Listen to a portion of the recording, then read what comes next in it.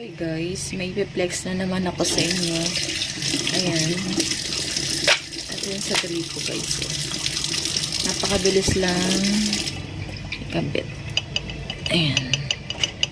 Para hindi sabog-sabog ang tubig. O, diba guys? Napakaganda niyang gamitin. Para pag naghuhugas ka ng pinggan, hindi ka basta-basta mababasa yung iyong baywang. Na-adjust pa siya, oh. Pwede mong ikot-ikutin, ganyan, oh. Tapos ang kagandahan, ang bilis lang isuot. Ayan. Tapos mo nang gamitin, pwede mo siyang paigsiin. Diba guys?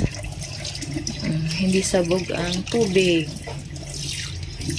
Yan.